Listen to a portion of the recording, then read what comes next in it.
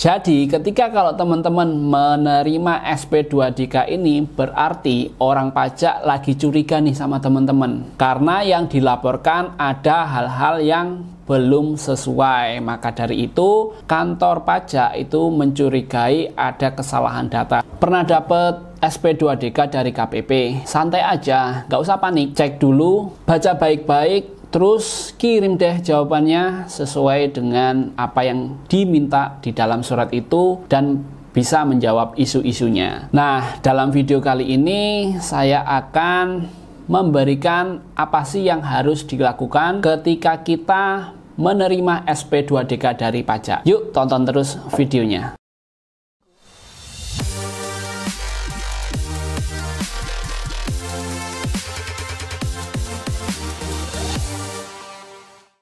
Halo Sobat The Consulting, kembali lagi dengan saya Rio Kristiantoro. Dalam video kali ini saya akan membahas tentang tips menghadapi SP2DK. Tapi sebelum masuk ke videonya, jangan lupa untuk like dan juga subscribe di channel ini karena kami memberikan video edukasi seputar bisnis, keuangan, dan pajak. Sebelum kita bahas tipsnya, mungkin buat teman-teman ada nih yang belum tahu nih apa sih sebenarnya SP2DK gitu ya. SP2DK adalah surat permintaan penjelasan data dan atau keterangan. Dari judul suratnya sendiri kita sudah tahu bahwa itu adalah permintaan penjelasan atas data-data yang sudah kita laporkan ke kantor pajak ya. Jadi pertama jangan panik dulu karena suratnya ini SP2DK adalah sifatnya surat permintaan penjelasan, jadi bukan surat pemeriksaan. Jadi nggak usah takut, jadi santai dulu aja gitu ya teman-teman. Jadi ketika kalau teman-teman menerima SP2DK ini berarti orang pajak lagi curiga nih sama teman-teman karena yang dilaporkan ada hal-hal yang belum sesuai. Maka dari itu kantor pajak itu mencurigai ada kesalahan data sehingga permintaan penjelasan pun diterbitkan, yaitu melewati SP2DK. Tapi teman-teman, dalam penerbitan SP2DK pun juga ada beberapa prosesnya loh. Nah, yang pertama prosesnya adalah persiapan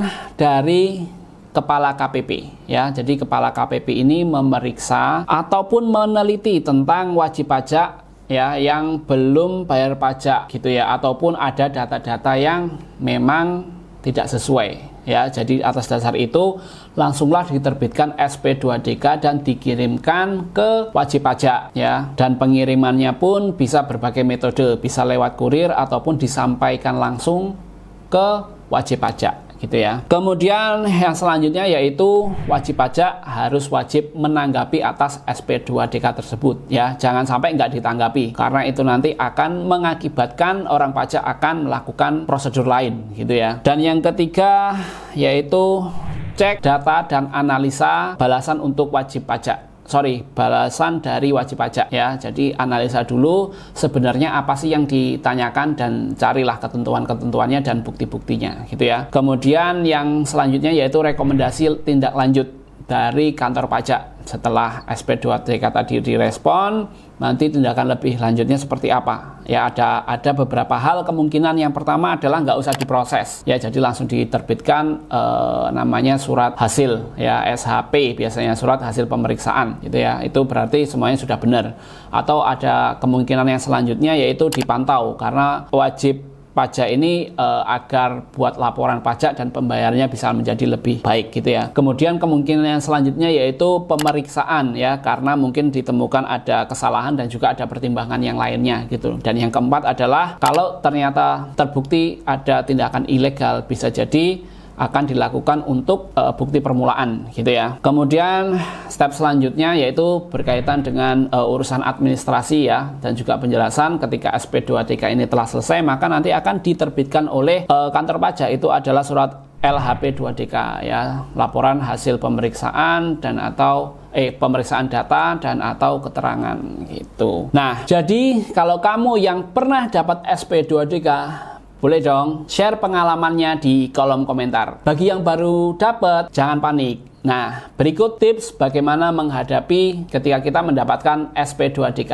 Oke, yang pertama adalah kita tenang dulu, kita rileks dulu, nggak usah terlalu buru-buru ataupun gugup segala macam. Ya, kita terima dulu suratnya dan kita pelajari apa yang sedang ditanyakan oleh perpajakan gitu ya, oleh kantor pajak atau mungkin oleh KPP gitu ya. Kemudian yang kedua adalah pastiin isi suratnya itu benar semua, maksudnya adalah terkait data dan itu memang data kita. Biasanya di situ terlapor sekian, kemudian menurut data analisa sekian, dan pastikan nilainya itu benar adalah nilainya kita gitu ya. Jangan sampai misalnya kita ini masih UMKM tapi kok omset yang diminta kok sampai miliaran. Nah, ini dari mana gitu ya. Jadi pastikan datanya itu benar, NPWP itu memang punya kita gitu, dan alamat dan lain sebagainya itu sama gitu ya, itu perusahaan kita. Jangan sampai kita itu memberi respon atas data-data yang tidak sesuai gitu. Kemudian yang selanjutnya yaitu mencari referensi aturan pajak ya, referensi aturan pajak terkait dengan permasalahan yang ditanyakan oleh KPP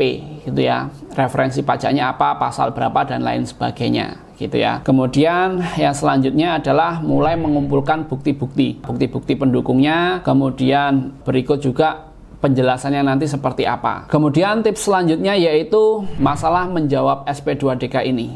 SP2DK itu memiliki tenggat waktu 14 hari ya teman-teman untuk segera direspon. Apabila teman-teman masih sibuk atau mungkin masih butuh waktu yang lebih panjang dalam hal mengumpulkan data, saya sarankan untuk menghubungi AR-nya, mungkin via telepon ataupun datang langsung ke kantor gitu ya, untuk memberikan penjelasan bahwa kita butuh waktu untuk menyelesaikan ini karena proses pengumpulan data dan lain sebagainya.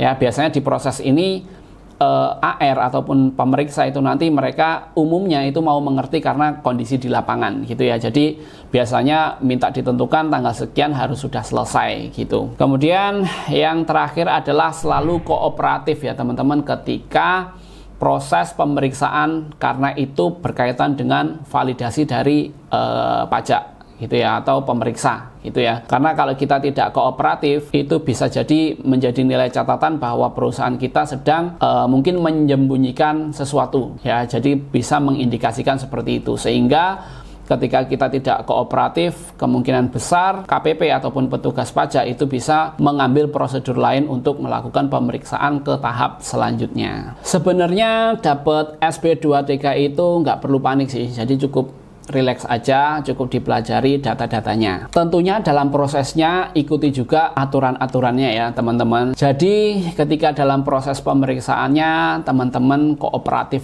mungkin dengan petugas pajak, karena itu dalam proses memvalidasi gitu ya. Nah, buat teman-teman yang ingin mengetahui strategi bagaimana agar terhindar dari pemeriksaan pajak, ikuti webinar kami di Tax Planning Mastery yang akan kami adakan dalam waktu dekat dan diisi oleh Pak Dedi Sidarta selaku CEO kami yang sudah memiliki pengalaman lebih dari 12 tahun. Nah, pengen tahu bagaimana detailnya bisa cek di link deskripsi di bawah ya. Jadi teman-teman bisa langsung klik di linknya. Oke, jadi kesimpulannya SP2DK itu adalah surat permintaan penjelasan ya, bukan surat pemeriksaan. Jadi teman-teman ketika menerima SP2DK nggak usah panik, ikuti aja alurnya, pastikan semuanya ketentuannya benar dan sekooperatif mungkin dengan petugas pajak. Nah, sekian untuk video kali ini,